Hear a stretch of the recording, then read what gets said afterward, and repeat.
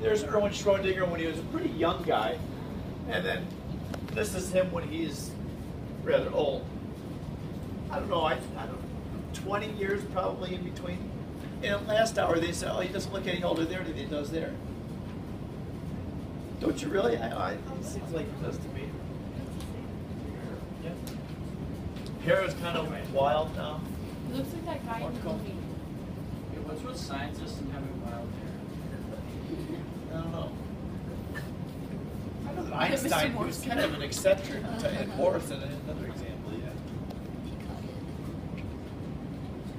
This guy, he was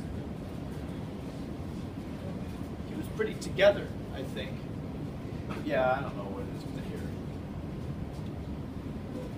You'd be surprised too. You go to colleges and check out the professors and science departments and their hair.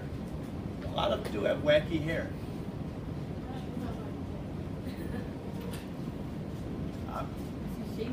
Yeah. I want low maintenance hair. It works for me. Wait, so the dry now? Like what number? Yeah, this is a Greek letter psi. This is capital psi.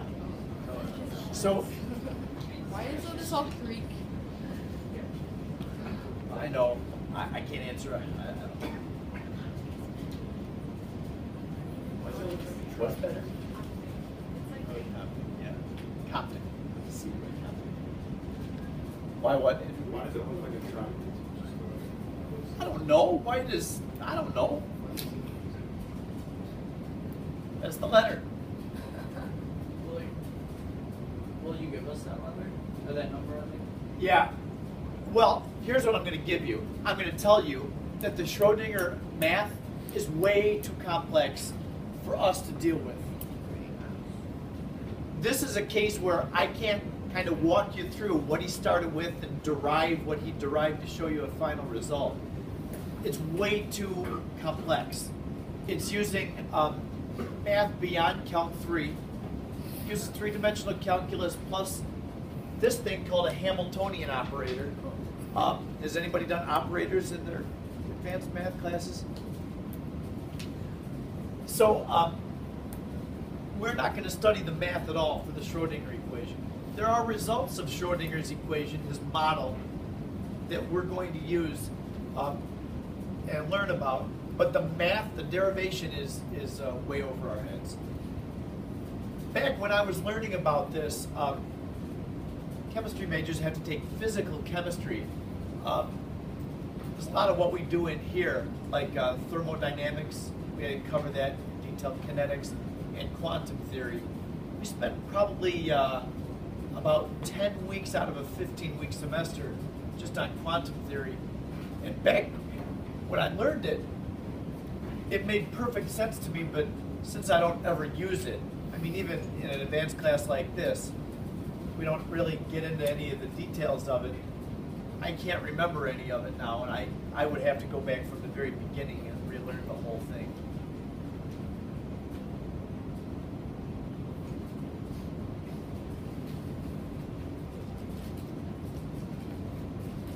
We good with that?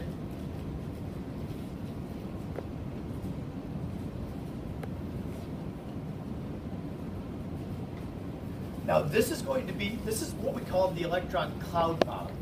Bohr was able to pinpoint where he thought electrons were. They were in energy levels, specific energy levels that could be neatly calculated, and it turned out they were right, only for one element. With the Schrödinger model, he's not able to tell us exactly where electrons are. His model comes up with a cloud, a region in space around the nucleus where he thinks electrons are with a high degree of probability. Yeah. I watched a video on this, and it was like, it said something like how, like, because when you measure it, like, the light particles hit it, so then that's why when you try to measure it, the light particles aren't hit it, so you can't figure out the position, like, the initial position, because by the time you try to measure it, the light particles will change, like, all the position. That's my understanding too, is that, and this is what Werner Heisenberg noticed, it's called the Heisenberg uncertainty principle. If you're trying to analyze an electron is on the order of light waves. So So if you hit it with a light wave and you get any information off of it when it bounced back, now you've thrown the electron off because it had to interact with the light wave. And you're not going to find it in the same place again or doing the same thing again. And so Heisenberg said that there's always going to be an inherent uncertainty. Inherent uncertainty. We call it the uncertainty principle. This math, not sure that you need to worry about the math itself. This is saying the change in the change in position times the change in momentum of an electron is greater than or equal to some constant number, which really means that these two are inversely related. If we're very sure of a position, we can't be sure of its velocity, and the other way around.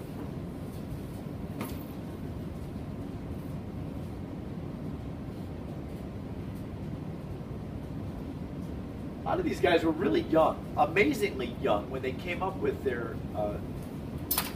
theories. Bohr, I think, was in his 40s. Schrodinger may have been in his 20s when he came up with this. I mean, he was pretty sharp. Heisenberg was in his 20s. There's a picture of Werner Heisenberg. He's a German guy. He became a Nazi. So he wasn't a nice guy. Oh my god. He became a Nazi. Yeah, he was a German guy, and yeah. Did he He made meth. His name is Heisenberg, yeah. Heisenberg was named after Heisenberg. Yeah. I don't know that he made meth. Maybe he made other cocktails that weren't so nice. As a Nazi, ugh, I don't want to even think about it. Well, was he like a soldier or was he like high up? He was pretty well regarded. I wouldn't be surprised if he was, part of the political party, not so much the army. Yeah. It's like, I feel like you can't blame like the soldiers and stuff because they didn't know. Yeah, they didn't know what they You're were right.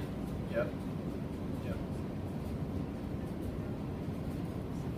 A lot of those scientists, like Einstein was studying, and he was in Germany, I think.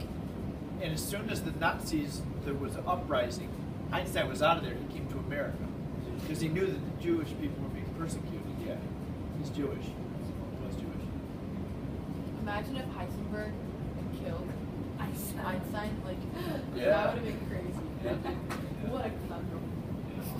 You should go back in time. That would be. Okay. I remember when I learned about complex numbers, imaginary number that square root of -1, and when I was in 10th grade, I was so mad. I thought, why are you teaching us about imaginary numbers? Imaginary numbers are imaginary. They're like unicorns. Right? Why are you going to teach us about this in a real math class? Why don't we learn real My math? life. What's that? That's like what I think about every class. It's about unicorns. It's about unicorns. Why do I ever going to use this? However, when I was in this PChem class, I was enlightened because Schrodinger's wave model has a complex number in it. That wave function includes the I. And now remember, you need to buy into this. This is way too complex. Don't think that just because I'm just giving you a little tiny bit of information that it shouldn't make any sense to you. It shouldn't. There's way, way more of this model than what I'm presenting to you. Okay? So the wave function itself doesn't really have any physical meaning. But psi squared, and there is a reason for squaring psi. I can't remember what it is now, but I do remember when we had to do that. The psi squared for an electron does give something about where its electron will be, or what that shape of the cloud is where we think the electron will be inside.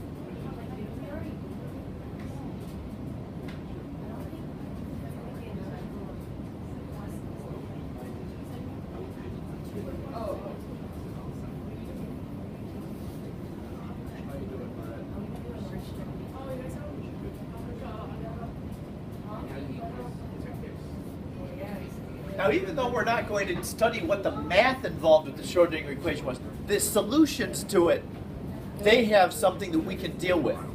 Some of you have learned about this in Chem 1, others haven't. So I'm not going to assume that you've learned. I'm going to go through and teach it like you've never heard it before. Yes. The Schrodinger model gives us 4 quantum numbers. 4 quantum numbers are used to describe electrons. Every electron in an atom, remember, Bohr was only good for hydrogen, but Schrodinger applies to all atoms, no matter how many electrons they are. Every electron has its own set of 4 quantum numbers, unique to all other electrons. So no 2 electrons have the same 4 quantum numbers. Kind of like a address. If I want to mail you something, I'm going to write your address on it. I'm going to put it in the mailbox confident it's not going to go anyplace else because there's no other address in the world that has your address. It's true for electrons. Every electron has only 4 quantum numbers, and that's unique to that electron.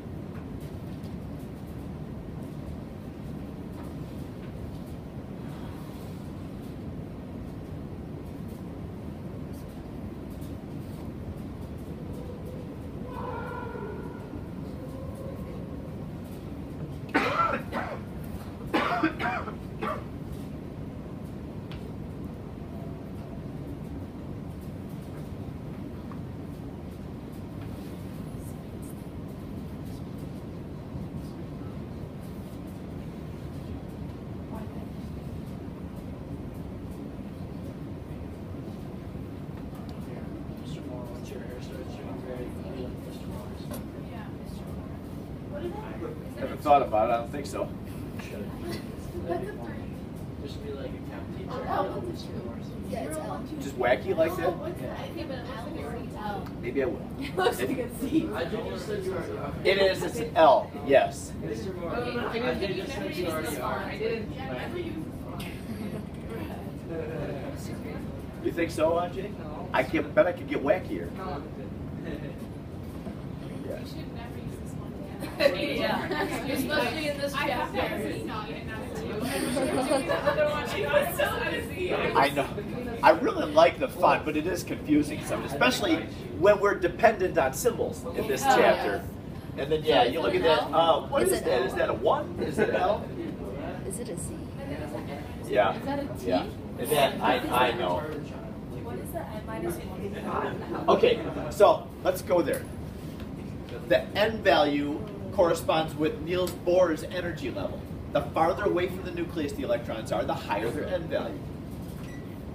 N can have only positive integers. The closest energy level to the nucleus is N equals 1.